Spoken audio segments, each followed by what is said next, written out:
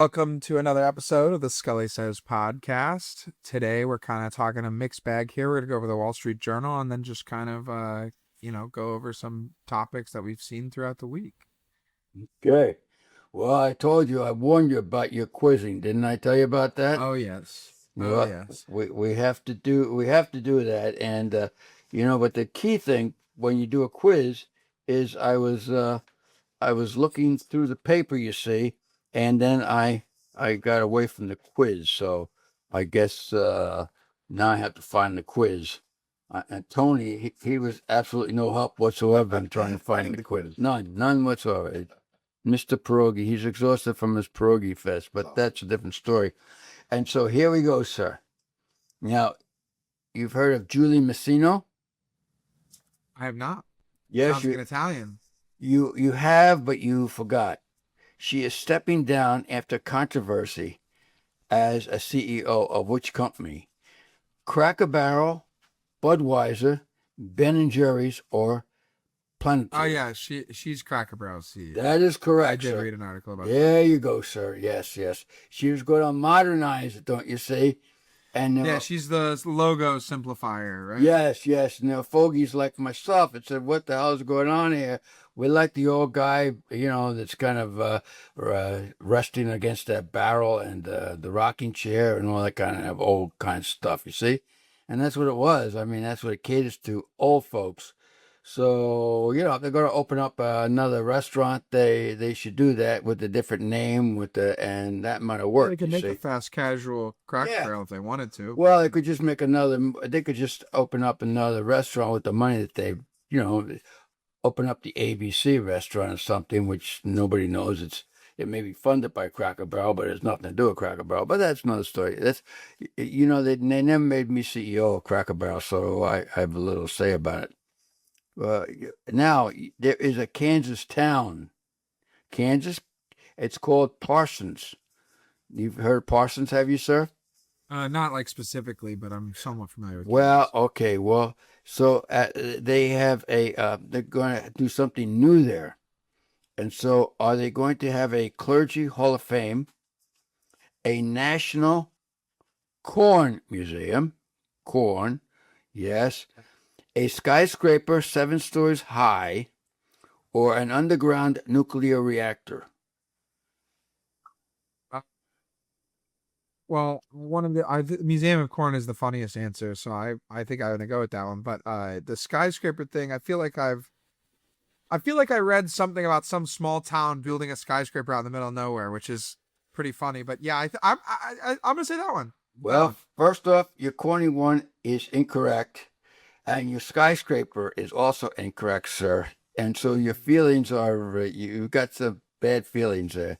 The underground nuclear reactor, sir. Yeah, Yes, yes, that seemed likely. yes. We prefer it to be there rather than here. Are you with me on that? Well, definitely in this area Yeah. because people are still scared from what is it? Data centers? 3 Mile Island Oh or yeah, what was yes, the one? yes, Yeah, that yeah. too. Now, this is one that I kind of enjoyed. 60 Minutes. 60 Minutes. Are you One familiar? hour. Yes, yes. Yeah, you're familiar with that show, are you, sir? All Yes. right. Well, now they're adding some high-profile journalists. They are. And, Anderson Cooper, he's leaving because he's got to take care of his children. You see, he's got to do that. Oh, he's Actually, busy. he's left. He has left. He's and actually he is very busy. He's doing a bunch of other things. But so now they're adding people. They're adding uh a number of people, but there's one that they're not adding. And so your job is to find out which one they're not adding. So there's Erin Burnett, there's Nora O'Donnell, Sebastian Younger, and Ross Douthat. Which one of those individuals are they not adding? Go with the last one. I never heard that name before. Ross Douthat? Mm-hmm. That is the one that they certainly are adding, sir. Now, I'd uh, never heard of him before. I'd never seen him. well, I think you probably have. It's sort of like How do you spell it? it's Douthat. Now, you've heard of Scott Paley. Have you heard of Scott Paley? Yes. Well, you remember Scott. Scott was he kind of a liberal bent, and Yeah, I know this one. he had a hissy fit. Do you remember that now? Yep. And he had a hissy fit, and the reason for the hissy fit was who? Probably Me? Donald Trump. No, no, it was not, sir. It was Ross Douthat, don't you see? Interesting. Yes, and because he came from, I think Disney, and Yeah, I never seen that guy. yeah, no, and so he is somewhat conservative, don't you see? So, uh, Paley, he got in a hissy fit saying the guy had no experience and blah blah blah blah, which is true. He has no experience in that side type of thing. But there's all kinds of these guys that are taking these jobs and they're very successful in different fields. They're just, you see them all the time on this on 60 Minutes, I suppose, is one of them. And another one would be on these Fox programs. You see a bunch of these people that they've never done television, they've never done radio before, and they put them in these slots and they seem to do all right. But Paley, that was his reason for quitting, jumping up and down, and they finally fired him. Actually, he didn't quit. But I'm thinking that the reason is because of his political background, you see. And that's fine. That's all fine and good. But the other guys they're kind of interesting. And of course, we know Nora O'Donnell. She's rather liberal, and she has got into confrontations with Yeah, her I've seen for old man sure. Trump. Yeah, yeah, she's not a bad looking woman anyway. So that's what she gets into these things every so often. And then of course you have this guy, which is very interesting. This guy by the name of Sebastian Younger. He's basically a writer, and so anyway, that's who we got. So he doesn't have any experience in it either. But that's the background of that thing. Now, we have a divided Fed. The new Fed. They're talking about the interest rates and so on.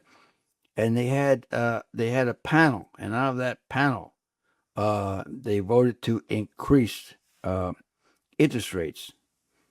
Well, they wanted to, but the rates held steady. Now the question is, how many on that rate-setting panel voted to increase? Well, of course, it's probably a good idea to find out how many are on that panel, which, of course, I don't know. So I'm going to give you that one anyway. That would be 3. So I'll have to do research to find out how many people are on that panel, you see, because there were 103 people on that panel. Well, that would be much. But then, of course, if there's 4 people on the panel, that would be significant. Now, here's testifying before Congress about COVID-19. Tony Fauci. You knew Tony, did you? Tony? Very, He very well aware of him. he invoked the Fifth Amendment more than 100 times. Now, who was his chief antagonist? Tommy Tuberville, Josh Hawley, who was quite antagonistic, I might add, Ron Paul, that's Ronpaul, or Rand Paul, Rand Paul.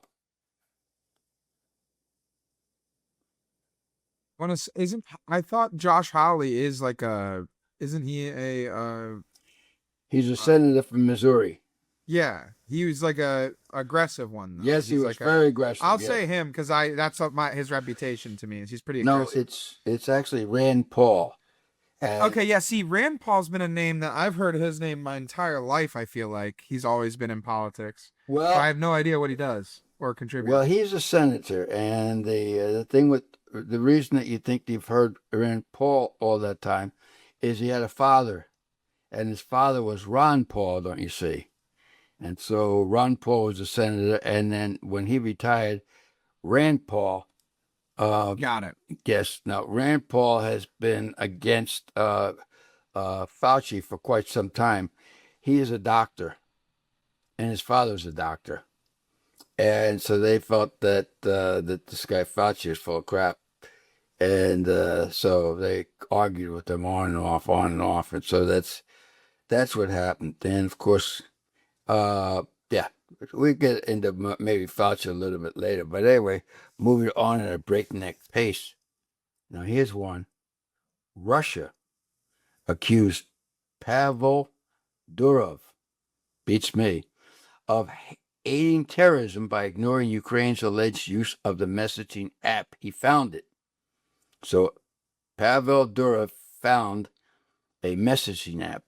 Was that a messaging app? Yes. Would that be WeChat, Max, CompuServe, or Telegram? Oh, a Telegram, I think. Yes, it is Telegram. Yeah. Now, WeChat's the one that Chinese nationals use, actually. oh, okay. Now, how about this? You know, the biggest law firm in the country, or one of them anyway, is a place called Kirkland and Ellis. They're huge, actually. They're very huge in Chicago. Huge, huge. No affiliation with Costco. No, I don't think so. Kirkland. The Kirkland brand, sir. Yes, yes. I'm drinking Kirkland coffee as we speak, sir. But that's an entirely different subject, and you've gotten me off track, don't you see? Now, here's the question. Now there's a guy that was instrumental in making Kirkland Ellis one of the huge law firms in the country, in the world. And he now has moved over to AI. He likes AI. And so, who were we talking about? We're talking about Harold Ware, Aaron Wolf, David Fox, or Nathan Hedgehog. It's a crazy name. You don't like Hedgehog? No, that's a crazy name. Don't think I've come across that gentleman. A Hawk fella. Seems like a rather sinister last name. There is no hawk. There's a wolf. Oh, that one. Yes. Well, you don't want a hare either. The hare, because that would be there would be there's the predator, and then there's also the victim, and the hare would be the victim, of course. But we are going with the sly one, which would be David Fox. Yes, David Fox. Lots of animal-themed names. Oh, yes, that's right. Yes. Well, Hare, hedgehog, wolf, and fox. Well, they're trying to hedge the bets, I think. I would say. Yes. There is a new book, Band on the Run. You've heard that. It sounds like the Beatles, doesn't it? Band on the Run. So, what's it about?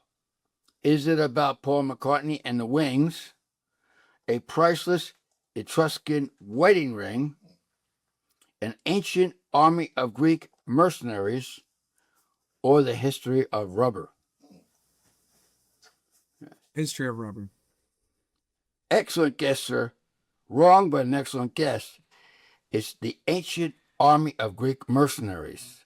I would have even been my second. That would have been my third guess. So yes, well, you know, the Odyssey is out and about now. You've heard about that movie, The Odyssey? I've heard. I haven't checked it out yet. But no, it's making a couple bucks. It's just been making a couple bucks. Oh, I'm sure. I mean, you just write produced by Christopher Nolan, and people are gonna go out to yes, or directed by Christopher Nolan, rather. Well, we're going to end up with this one. There's a company. It's planning a strange new plane. Takes $3 billion financing, and Uncle Sam is financing it. What's this outfit called? Is it called Jet Zero, Comac, Nautilus, or Lift On? Jet Zero? Yes, Jet Zero, you are correct, sir. You've got 1 out of 9. You have flunked the test, but you ended on a high note. So I knew that one. Yes. I thought it was going to be talking about Anduril. No. I don't know if you've seen anything about them. But. No. I want to commend you on that, though, sir. So, but anyway, so there we go. We've gotten into this stuff. So let's. So How? So, did you want to talk anything about Mr. Fauci, Dr. Fauci, to you, sir? Well, hopefully inmate Fauci before it's all over. You know. Yeah. Anyways, he I don't know. I just think it's very simple, and I think people like to politicize it, and they like to Yes. talk about like here's the thing. Here's the thing. In anything, no matter like how much good you do, your bad is also weighed, and that's what he's Yes. being judged on. He's not being Yes. judged on what he did right, because Yes. that's all Yes. fine and dandy Yes. what he did Yes. right. What he did wrong was essentially defraud the American people, and be a he was basically the catalyst for something that has like degraded social integration and connection across the entire nation, if not the world. He absolutely had a hand in both ends of it. He had a hand in it in the literal creation of the virus, and he had a hand in the okay, he didn't have a hand in physically creating the virus, but he was one of the people who oversaw the people who were doing that gain of function research, which Yes. was seen as a conspiracy theory during the time, in no small part due to him and probably his political team around him Mhm. trying to cover that up. And then they also were the people who were telling you how to deal with it, which is good, right? Obviously, I want someone who's Sure. familiar with it to tell me Sure. what to do with it. That's great, but only once you've admitted that. That's the thing. Is it should have been in, what was it, November of 2019, or October of 2019, when they realized that there was a lab leak. They could have addressed it then and explained exactly what happened and explained how it happened and why they're like the idea of spending 2 to 3 weeks in a lockdown, a worldwide lockdown, because they know, oh, we accidentally released a super virus. It will go away. It won't be a big deal, but we just had to, whatever. That would have been received, I think, in a much more logical way. Obviously, people would have hated them for that, but that would have been seen as a much more like, okay, I understand why I have to follow this, versus basically like telling people, oh, it's this like naturally forming flu because someone ate a bat. You know what I mean? And Yeah. then Yeah. like people are just like not going to take it seriously at that point. And if you're the person who's overseeing how we deal with something, the keeping the public informed is like one of the like most important parts of your job. And so I think that was super insane that it was allowed to just like lie. He was allowed to just lie throughout the whole pandemic, and then like afterwards there's like a couple small articles that like are like, actually, this is what happened. Like they were doing research before that led to this. It was a leak from there. And like to have to find that all these conspiracy theories, especially at the same time that the like Epstein files are being or still conspiracy theory, and then having that come true, and then having this come true, it erodes trust in the entire establishment. And you just like can't allow for something like that. So they need to go and punish him the same way that they should have released an actually unredacted Epstein files. If you want to rebuild the trust, you got to be the one who punishes the people who broke the trust. So Yes. I don't know. Well, I think that's what I was reading the editorial in the Wall Street Journal by Noonan, and that was her conclusion. Is the real harm that was done is actually it ruined the trust that American people have in people in authority. So to some extent, funny thing was, this DeSantis down there in Florida, basically, he didn't do any of this stuff, and they did it as well, if not better, than anybody else in the nation. Everybody kept on going to the restaurant. Everybody was talking with each other, patting each other on the back, getting in each other's space. No 6 foot separation. No school from home, which was a disaster actually for some of these kids. You know, Yeah, it was terrible. yeah. And so, yeah, that was It's obviously uh to an at-risk population, it's like the worst thing you can say, but like it's the potential loss of life. I don't think, even had it been realized on a scale of no one locked down, no one cared about it, no one did anything, and like all ultimately as many people were susceptible did die. I don't think that still is worse than the erosion of the social um of social interaction, the ability to like even simple stuff like some of the biggest content that people watch is people going to like card shows and doing like little deals over table, doing their like card deals and whatever. And like even just like watching those, it's like you can tell by looking at the people who are like interacting in these spaces. These aren't someone who maybe needs society to help guide them. Like they're like the person who like they could go to a public school and they're going to do good no matter what because they're Yes. going to take advantage of what's in front of them. Those people exist and they're great and they'll be fine in any system, but they're not indicative of the norm. Like if the average IQ is, you know, 100. not super high, yeah, it's like 100. That means that most people are below that. And it's not like you can't have a society that isn't like about like helping those people like shape into who they like kind of need to be to make the society work. And so people are like looking around and they're like, oh, why is the birth rates declining? Why is home ownership kind of like Gen Z home ownership? I said it like a couple weeks ago, but Gen Z home ownership is actually good. Like it's trending pretty good, but it's still like stagnating, Yeah, yeah. and the housing market itself is stagnating. I mean, even like someone in your generation who might be in another economy looking at a second house, that they might not have that opportunity now. And whether or not you are a person who's like a proponent of having multiple houses, or if you think that that's bad, it's indicative of of the way that like people are having to spend and stuff like that. So like I don't know, I just think that uh uh we're kind of missing the mark a little bit. Yeah, well, I also think that it was particularly harmful to the inner city people. People, I think the crime probably went up.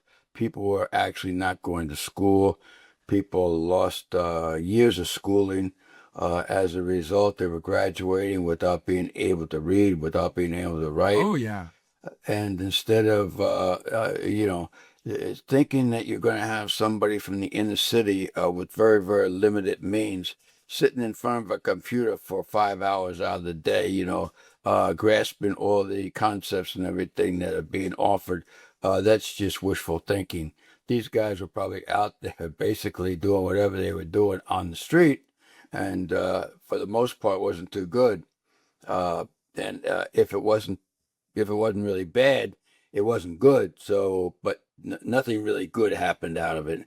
And Well, I so, mean, even if you look at the like right now, like the actual like so actually being illiterate, there's only like 4 to 5% of adults in America that are actually like straight up cannot read and write. But like as far as like functionally illiterate, like they yes, cannot yes, discern meaning from texts, it's yes, 21% of adult Americans, yes. and 91.4% of adult Americans have their GED. Hmm. So Yeah, that means that there's a solid percentage, I mean, 15 to 18% of people who have high school diplomas who are functionally illiterate. That's 43 million functionally illiterate. You know what I mean? So it's like people don't think about those things, that you have to help shape those people. They have to like learn how to fit into their social, not even social caste, because that's like not the way America works. That's like inherently un-American, but like where in the you get in where you fit in. You know what I mean? So like where in the social ladder you can find a niche that's like workable for you. And like people not learning those skills for a year and a half, 2 years, just I mean it's really really, I mean the amount of people who like just are insanely like not house trained or housebroken or whatever is crazy to me. Like yeah, and I don't even mean like in the like almost like dog whistle like racist sense, like, oh, everyone who doesn't act like all like prim and proper white is like crazy. I'm not even saying that, you know what I mean? Like I mean more in the sense of like just driving, the amount of people you see just out there just, nah, I'm not gonna put my turn signal on. Like oh, I'm so engrossed in my phone, I now have to jump over 4 lanes to get off the highway. Like you see that so much more now. I mean, you can go to places where it's like they never have had a reputation for bad drivers, and now like every city you go to, it's like, oh, the drivers are crazy, the traffic's crazy, and it's just because people like got used to like just being kind of like a selfish asshole, because it was like your duty as an American to be like just like only in your little tiny snapshot of the world. And You know, it just it's a radiating effect. I mean, every single one of my friends is a teacher is all talking about how the kids who were in like first, second, third grade are like so behind the eight ball. Whether like even if they're smart, they're just like Yeah. socially so behind the eight ball. And then people are gonna wonder in 15 years when they like look at the rates of like young adults with autism as it just continues to just like, you know, skyrocket, they're gonna be like, oh my gosh, like how's it happen? But like as someone who like grew up with someone who had autism and like also worked to get better with dealing with his autism, like it's very much something that you can build like you can build a mental foundation to basically like have a recipe to at least display in a way that works for you. It doesn't mean that you're necessarily like it's called masking is what you know, but like there is something to that. And like Yeah. now these kids are being told, oh, like, you know, like do whatever you want, do whatever you want. And then you go and you spend 8 hours on video games when you're supposed to be doing school. And, you know, these kids are just like, I hate to say it, they're just like weird. Like they're just not, they're not off. These kids miss their graduations. They, you know, something's just not clicking for them. Like the social life is not clicking for them. There's, you know, Well, it seems also, it seems like it's almost like the bully. They're beating up on the weakest part of our society. The people that don't have a good education, the people that who's have limited access to those type of things, the people that are relying on the public school system. Those are the people actually that got screwed in the final analysis. And so as a result, then the neighborhoods and so on deteriorate, and that's kind of a sad thing. Anyway, I'm going to leave it at that. How about now? Getting on to a happy subject. How about our Spain? There's a little place called Ceuta, I think. I don't know exactly how you pronounce it. It's Ceuta, and I knew very little about that. Do you know anything about that place, sir? I do not. Oh, it's an autonomous city. I know that. Yes. Well, it's a gateway. It's It's where they meet. It meets Morocco, is or close to. almost, yes. Yeah. It's in Africa. It is in Africa, but it's right across from Spain. It's in this. I did know about this place. I didn't know what the name was, but yeah, it's on Morocco. It's not on Spain. It's on Morocco, but it's a little piece of Spain essentially. Well, it's actually out there. It is actually it's 14 miles. It's out there, I think, in the Strait of Gibraltar. I think it's Yeah. about 14 miles from the Spanish mainland, but yet it is ruled by Spain. It's part of Spain, and it's kind of a unique place because it has Spaniards, but also has Muslims there, a number of them, and Right. so things that seem to be going around all right. There's no problem with the place, but it serves kind of as a gateway. It serves as a gateway to Europe. And the problem with that was that when they opened up the European Union, that once you got into Europe, you could go basically wherever you wanted. Uh, the problem with this is, I thought they estimate that there were 60,000 people that you know uh, somehow got there. Yeah, I saw videos of this earlier this morning. I mean, it was kind of crazy. But first off, the question is, uh, what you have to think about is how did they all get the message at the same time, and what was the reason for giving the message at the same time? Uh, so but it has a lot to do with social media, and of course, I think that there's somebody, groups on social media saying that we'll all get together at this one time, and we'll all somehow flood into this place. And even the Moroccan police are kind of coming in there and taking these guys back or doing whatever they can to stem the tide. So most of them have gone back to Morocco. But I think it's a good thing in the fact that it shows how vulnerable these folks are. You know, they were talking about this.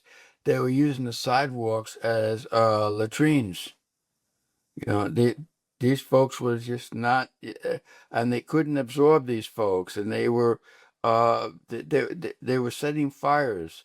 They were, and the people that lived there, be they Spaniards or be they Muslims or whatever, they were scared to death with these folks. You see, scared to death. You know, hiding in the house. You know, hoping that these folks didn't come around and knock on the door. But the point is, it shows the danger. I think it shows the danger. I think maybe some of these folks are going to wake up and see what these folks are like. You know, now do you want to keep on importing these folks into Europe? My thought is you don't. But you know, for the last couple years, Europe has basically been turning a blind eye to it. Merkel, in It's particular, like carte blanche. yeah, Merkel has basically been encouraging people. She encouraged people to come into the country, and they certainly did. And they've wreaked havoc in Germany, and they haven't done much better in Sweden. They've caused problems in France, caused problems in Europe, problems in England, because they refuse. That's part of what they refuse to become part of the society. And of Well, course, yeah, because well, I mean, I think the problem is that when like the problem is it's twofold. One, I think the governments are of the countries that people are coming from are not doing their job, even though I do think that they actually don't want those people to like mass immigrate, generally speaking. yes, I think they would prefer for them to stay in their country, but I don't think that a lot of times they're having the same level of like Mexico could this whole time have always done more. You know what I mean? They could have always done more. They could have done more to keep their people there. They could have whatever, whether that's changing or actually just like having police that are doing their job, keeping people from just fleeing, and just illegally entering the other country, right? But anyways, the point is, I think that the the individuals feel like, oh, the Western world, whether it be NATO or the U.S. military or what have you, entering their country, destabilizing it, and from our perspective, it's like, well, because there's bad people in charge, and so then we go and destabilize it, we leave. I feel like a lot of the times, not so much back previous to social media, but because of social media, now those people feel like because they can see the through line a little clearer, they feel like, well, it's your problem anyway. So now I'm your problem because you messed up my country. And the problem is that, first off, that's not entirely untrue, in a lot of these situations. Like sometimes it's like, okay, yeah, like kind of fair enough.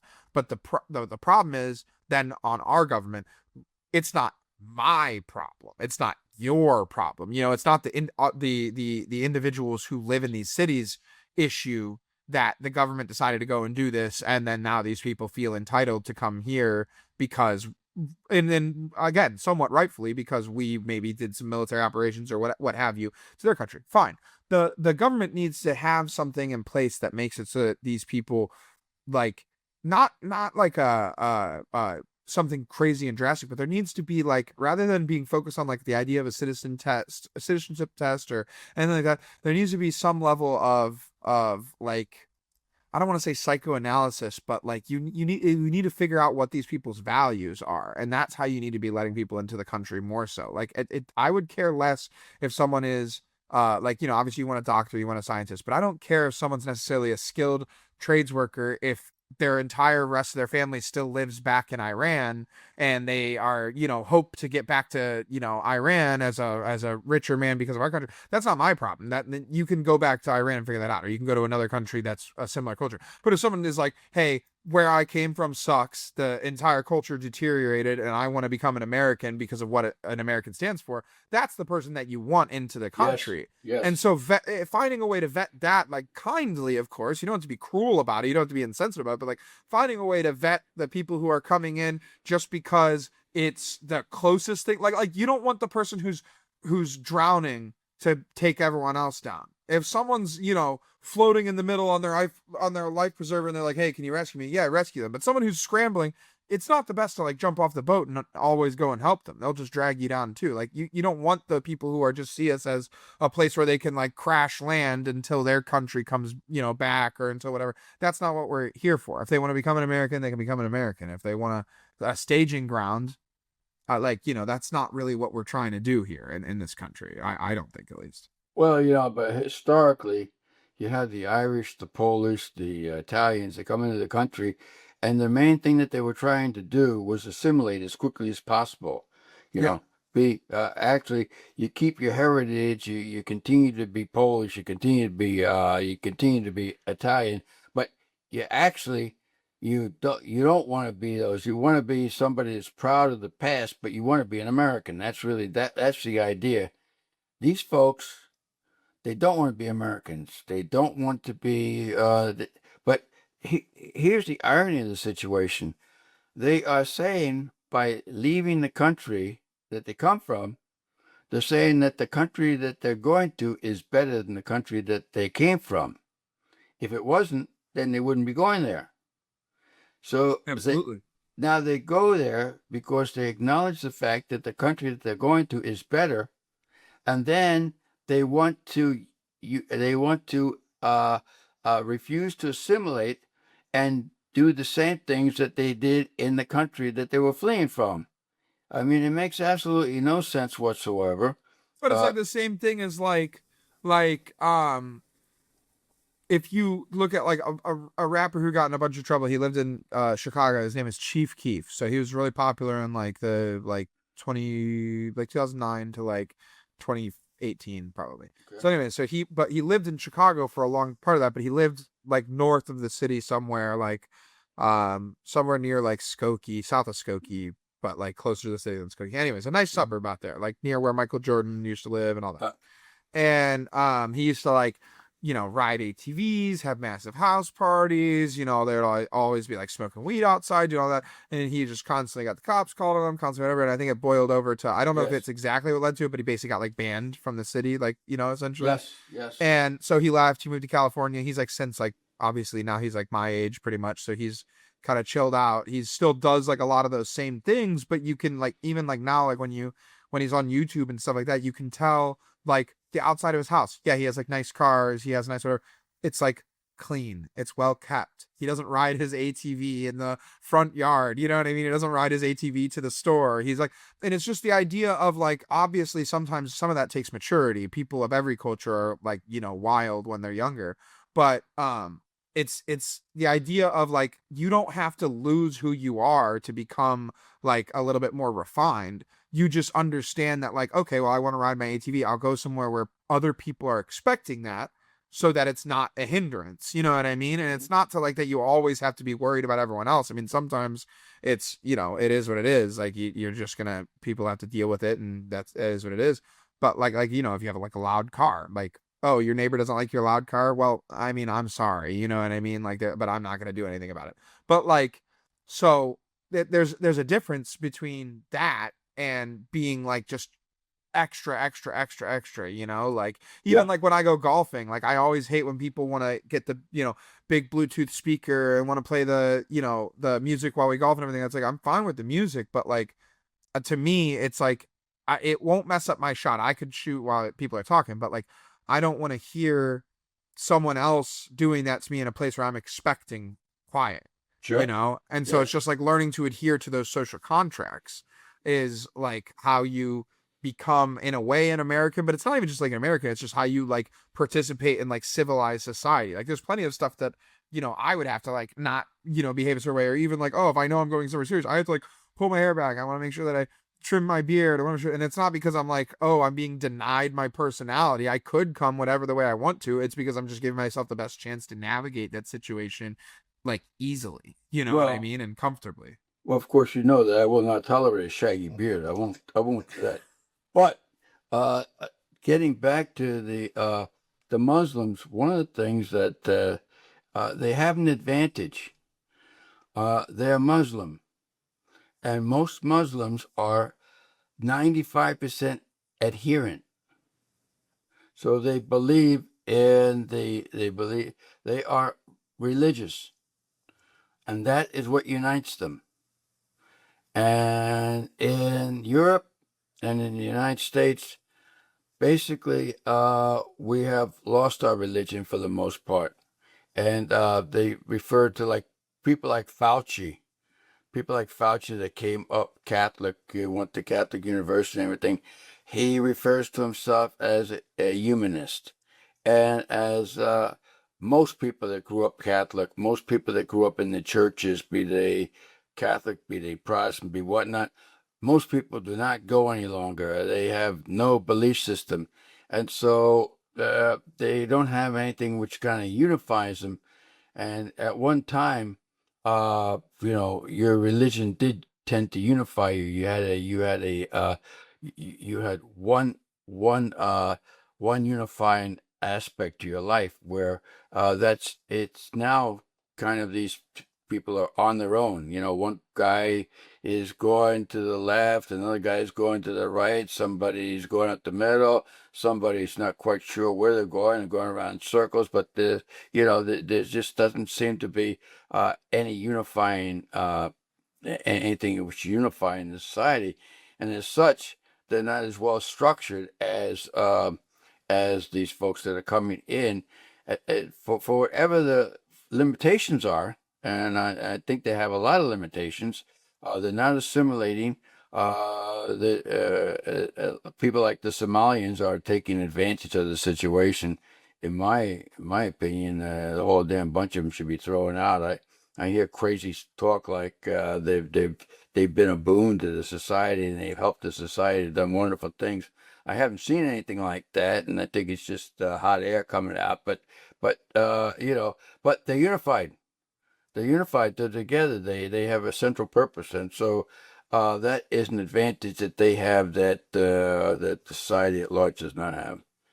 So Yeah, that's having like a secular society is like, good for the idea of unification and everything like that. But I think that I think that it's also really works to their detriment too, because it's kind of like it's really easy to typecast them. Like if you like a Pakistani person could be like pretty much no further like no it could there's almost no other culture that could be further apart in a lot of ways from Iranian culture, for example, than Pakistani culture, even though they're like right there near each other, everything yeah, like that. yeah, They just have a more Indian culture, which also means more British culture because they had those, the British yep, occupation, everything like that. So they have yes, a whatever. So anyways, but like those two cultures are really easy to just like round up together because they're secular and because you're just like, oh well, they're like Islamic, when yes, it's like there's different sects of Islam too. Like there's like sects of Islam where they're like, very very much hate the Western world, very much hate, us, or I mean I don't know if it's necessarily taught in like the letter of their law, but like that's the kind of the like path that it goes down. And then there's like other sects of it where they're like, oh, Jesus Christ is a prophet. Jesus Christ was, like an actual religious figure. They believe, so, they want to totally be like with and around Christians. They see us as similar peoples, if not the same people. There's totally different levels to it. But the problem is that it, it just kind of sits behind that model. It's kind of the same thing. Like everyone always says, they feel bad for like a Black American who's like trying their hardest to win, but like maybe like family or someone else kind of blocks them by still keeping like the culture that like is a big turnoff to the turn off to them going up the ladder of success. I mean, how many times have you seen it in the NBA? Like like Kawhi has Uncle Dennis who's like doing all these like dealings behind the scenes to get Kawhi here and get Kawhi there and trying to get these owners to jump through hoops. And then like now Kawhi's legacy is like diminished to some respects because people see him as like, kind of like greedy and, a scumbag. Like he's being investigated right now with how his Clippers deals are being paid because they were obviously being paid over the salary cap and just hiding it, like that type of stuff happens all the time, and everyone always feels bad for that person because it's like, man, you have to work double hard because you have to like be accepted by people who like literally look different than you, like white people or Muslim people, Asian people, whatever, whoever's that they're trying to like the club that they want to get into. You have to deal with that. And you also have to deal with the fact that it gets reinforced every time someone sees someone who looks like you who doesn't behave like you.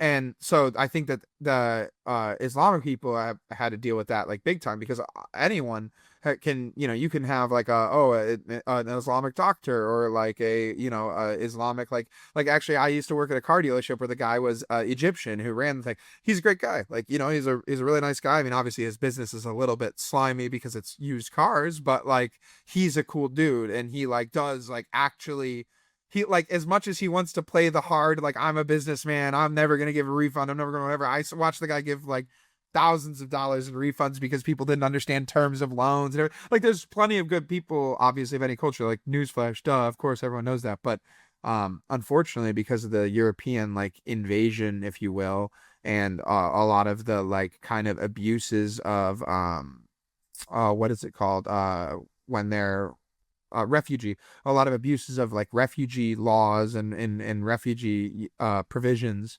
have kind of like just eroded any trust in that culture, on top of the fact that we're obviously having a war with an Islamic nation right now.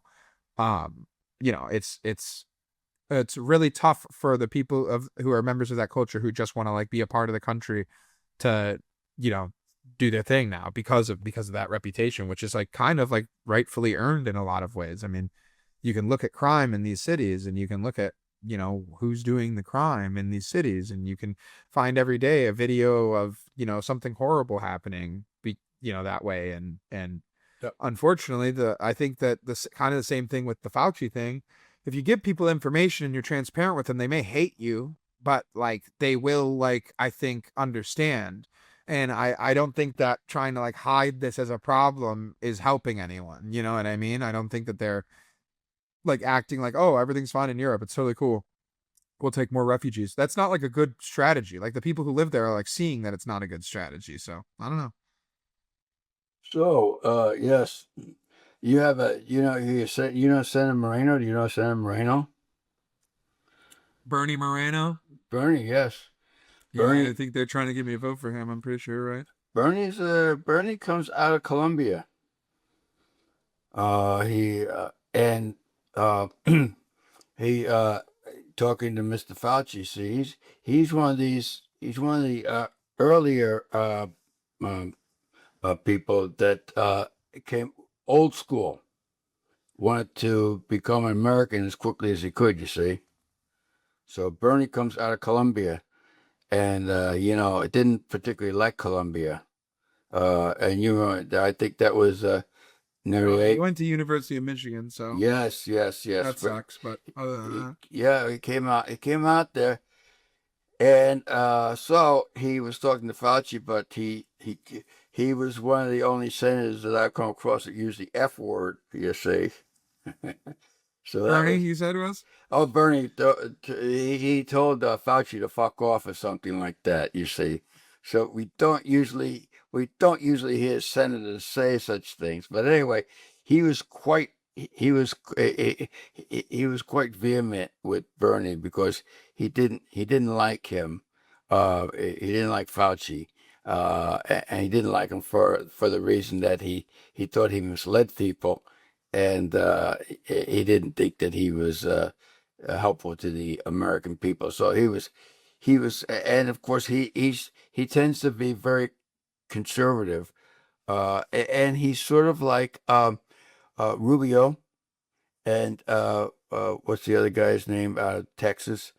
Because these guys, they come out. Cruz. Yes, Ted Cruz comes out of Cuba. They come out of these places, and there is a movement for some reason. I think it's a movement for people that have never been there. For some reason, moving on to socialism and communism, for some reason, those those ideas have always attracted the intellectuals. Always has always infiltrated the I think it's a universities. bell curve. I think it's the intellectuals and the like least intellectual. It's Yes, that it serves the highest and yes. lowest. Well, yes, well, yes, and so and so it's on paper. It's a great idea. It's a great idea. You know, everybody, Fantastic idea. we're all gonna sing Kumbaya. We're all gonna be the same. Everybody's going to share with everybody, and it's all going to be wonderful. And then Uh, people forget about incentive. yes, no incentive. Nobody's going to work. You get a guy like Musk. You take everything he's got. You see, and we all split it up between us.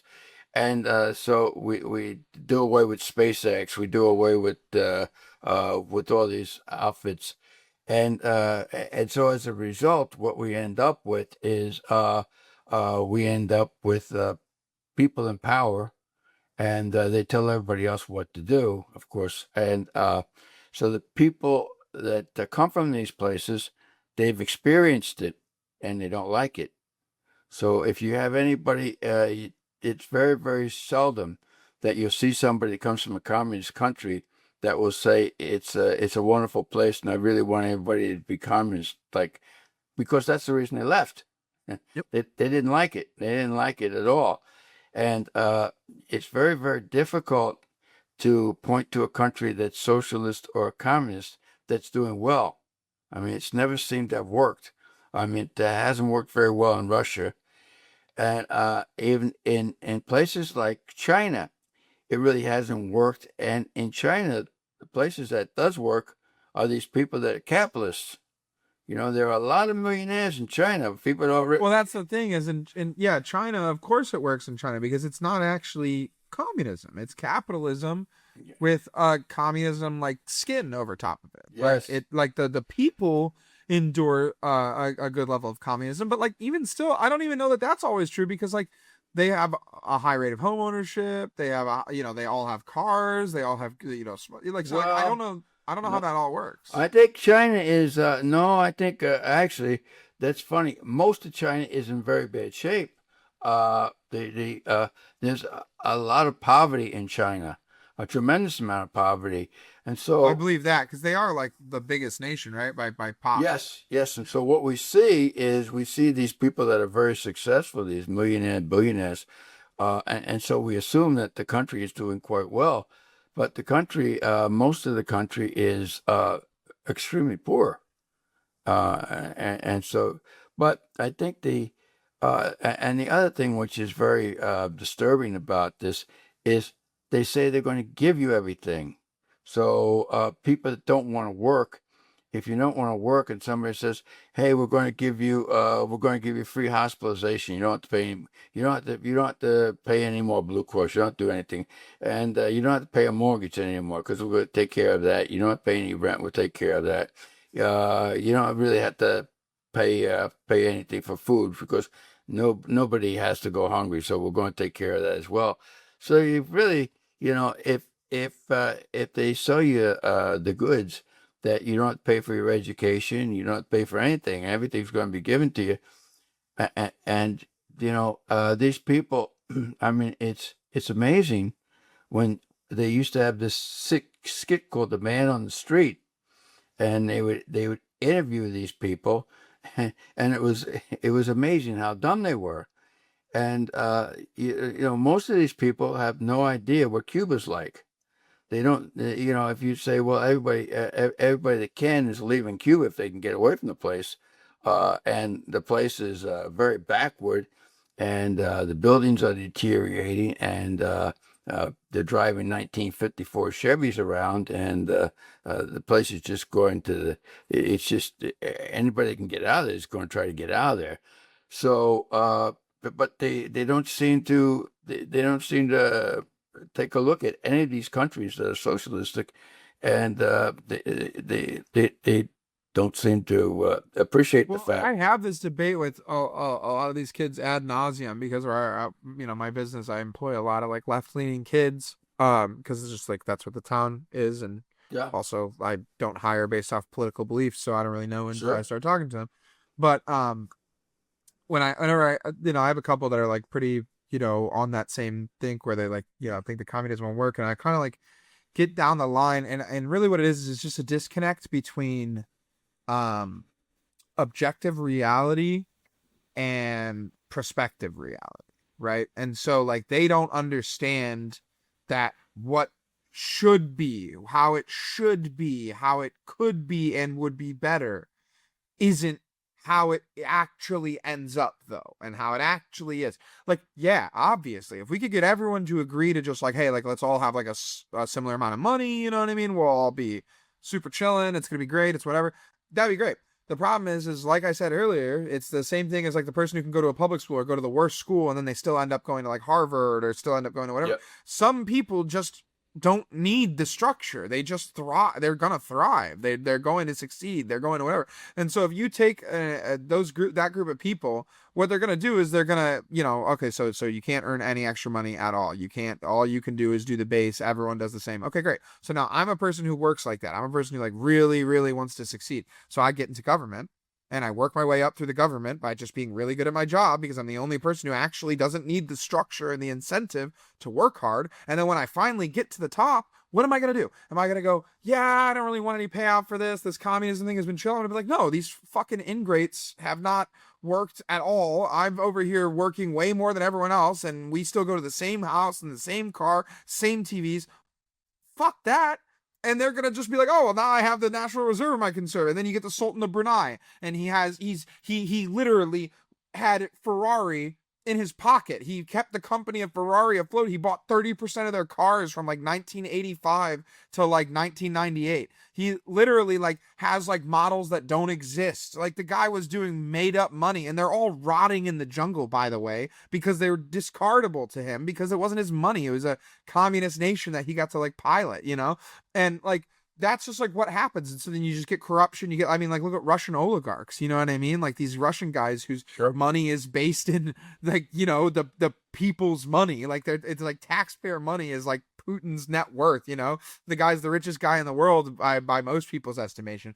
And like people just don't seem to understand that person's always going to exist unless they want to go to like some proto Star Wars Empire shit, which by the way, there was still rich people there. I mean, I don't know if people watched that show and thought that their version of communism where they just killed everyone who wanted to like have a republic, when they just killed everyone. If they want to do that, I mean, okay, you can see that, but again, I don't know if anyone paid attention, but Darth Vader had a pretty sick mansion, man. The guy had a massive obsidian mansion, his own planet basically to himself. I mean, these guys had insane, whatever. And like if you really get into any of these fantasy genres where there's these like fantasy worlds, there's always like the writer is not dumb, they had to write a book, they had to create a world. They're always right in the answers to these questions that people have. Is like, oh, well, why would communism not work?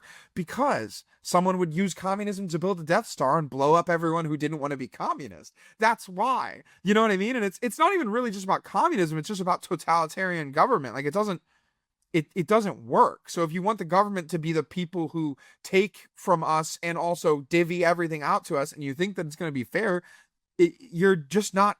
You're delusional, unfortunately. You're just not seated in reality. It's just not real. Like, people are not going to do that. Well, of course, the two biggest communist countries would be Russia and China. And they've both been known for killing their own people. I'm a big fan of that play. Oh, yeah, yeah. Oh, yeah. Millions. I mean, yeah. They said during the And Stalin... not one regime, by the way. They've done it under multiple. Yes. They just continue doing it. And then, of course, even today... if you don't abide by the rules, then of course you get re-educated, and re-education is going to a prison. And of course, if you don't do well at that prison, sometimes a mysterious illness befalls you, and Exactly. Exactly. A lot of people fall out of windows. Yeah. Yeah, and again, so the two biggest communist nations, they kill their own citizens. They are always doing things against the will of their own people. Although I will give China some grace, they seem to have the idea of trying to build infrastructure before it's needed down pretty well. They're doing a good job at that. But whatever, like of course that they have blank check. You know what I mean? They have blank check money. They have as much as they want to do whatever. So, but like if you look at these countries, the guys at the top are obscenely wealthy, like enough money to probably turn back time if they wanted to, like, and these guys are are the like figureheads for this movement that's like all about like everyone's gonna be equal, and it's like they don't even see their constituents as human, dude. Like China and China doesn't have decent labor laws, not because they couldn't afford to have decent labor laws, but because the people are the resource. They don't care, Yes. you know. Well, it seems like Putin right now doesn't seem to have any problem sending these people off to get killed. You know, Yeah, he's just over and over and over again in just Ukraine. grabbing them off the street, grabbing them off the Yeah, street. Yeah, they put them in a uniform, and it's crazy. It's truly crazy that the idea prevails the way that it does, and I really don't know how to like break through to the people. I mean, the only way to do it is to unfortunately kind of like almost like I can't remember what his name was, but the Red Scare guy. The name, I know it's not Johnny Carson. I know that that's not who it is, but it just keeps McCartney. McCarthy, or yeah, Joseph McCarthy. McCartney. Well, he did say something. He didn't have any. He had no proof. He didn't have the proof, but he said something which was actually pretty. He said way back in the 50s. He said there is a substantial number of people in the government that are communists.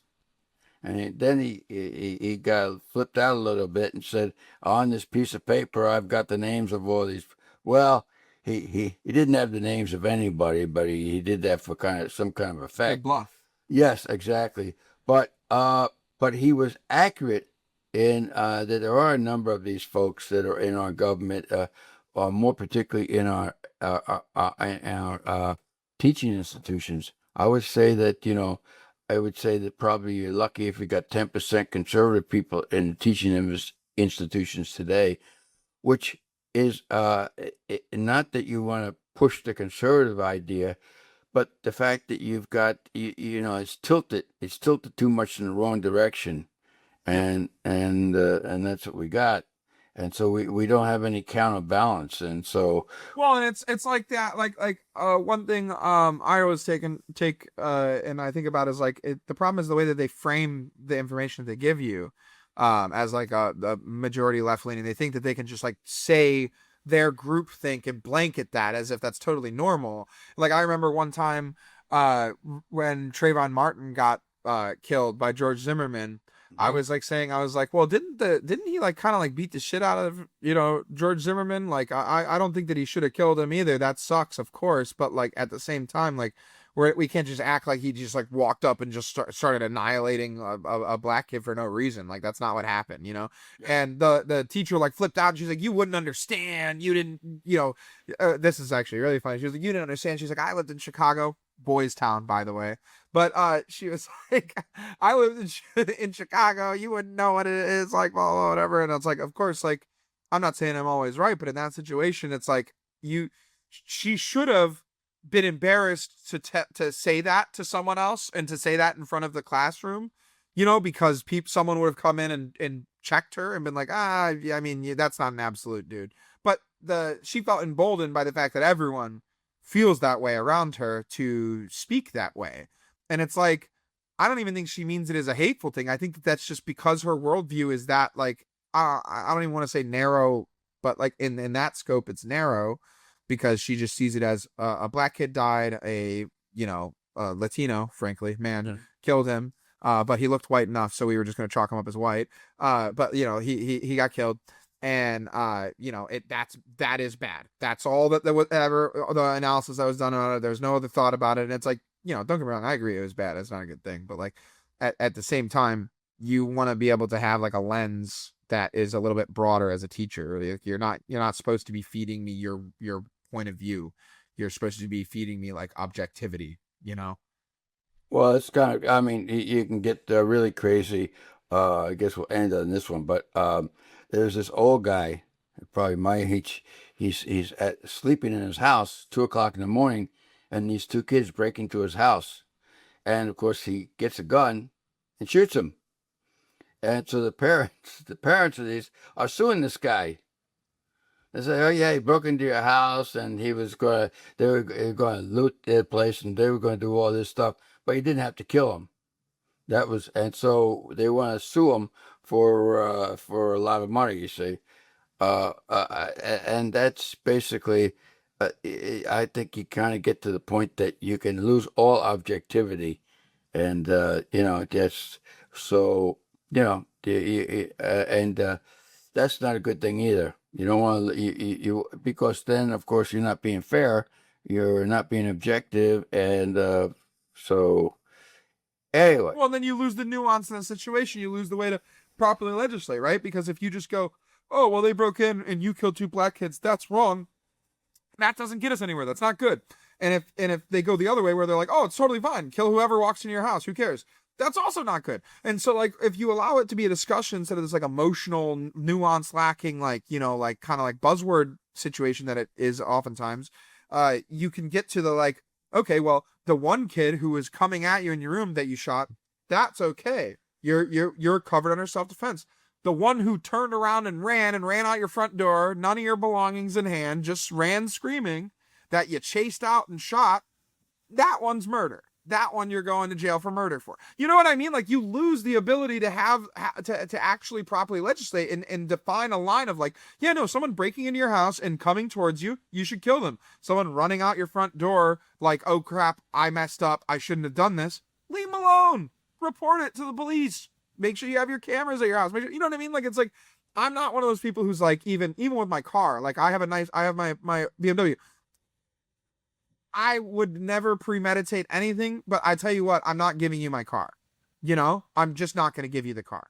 So, like, if that's the way that it goes, that's the way that it's going to go. But the problem is that there's so many people who feel that way, and it's not that it's my property over you. It's what it went in to get that property. What it took to have that, and then what it means to me, whether it's from my personal journey, from whatever. You can be entitled to not let someone take something for you. You don't have to be a victim, and I think that's what we lose in these nuanced discussions, because there is plenty of times where maybe someone's going and killing someone and it's racially motivated. It's not okay. There definitely is times where that happens, but we can't talk about that if every single time it's he's the worst, because then there's no conversation. Or if every single time it's he's totally fine, kill as many people that are different than me as you want. Like, it's like, no, neither of those work. Neither of those have the conversation that gets legislation that actually makes the country safer and it more clear cut, too. Okay. Well, we've talked about 60 Minutes. We've talked about Spain. We've talked about the immigration problems. We've talked about politics in general. Talked about anything that's coming along the block, I guess. Is there anything else that you want to wind it up with, sir?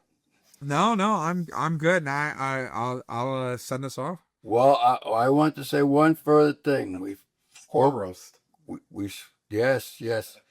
Mr. Pierogi, and see, he's into pierogies, and I'm into corn, you see. And of course, I'm into corn in many respects. Even the way I conduct myself is kind of corny. But that's a different story. So we have a corn roast that's coming up, you see. And so this is Americana in the great Midwest. It's in Island, Indiana. And it's going to be this Friday coming up. And so going to be in the square. And you'll see me working. Actually. August 7th. August 7th. See, he's got it down. And about 3 to 6 or 7, everybody kind of gets together. You can't beat the price. I think it's about $8 for corn, for Polish sausage, for drinks, for dessert, for brownies. I mean, you can't get that anywhere. So that was that's where we're at here in the region. Yeah, as a region rat, you see my little region rat behind me. Yes, there he is. And that's what we do in the region. And he'll be taking some. We'll give him a couple kernels of corn himself. You see, he's well fed. We take care of our region rats around here. Yeah, it is a good time. It's very, very cool. It's always fun, and it's definitely one of those things that is probably from an era that who knows, Yeah. Hopefully it's traditions that keep up, but not every tradition's around forever, so you definitely gotta take advantage of them while you can. It's not pierogi fest, but it's cool. It's cool. You need It ain't too shabby. You gotta dress up as Mr. Corn. I could. Oh yeah, that's right. Yeah. They'd have to lend me an ear. The ear, yeah. Yes. That'd be a good superhero. The ear, it's just a big piece of corn. Yes. Okay, and so what are you going to close with, sir? So I was gonna say, well, thank you guys for watching. Of course, as always, we'll be back next week. Please subscribe, like, share it.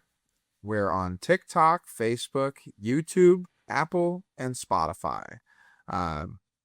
Anywhere that you find us and anywhere that you like to listen to us or watch us, is great. And please give us your feedback. That's at ScullySezPat@gmail.com or ScullySezTom@gmail.com.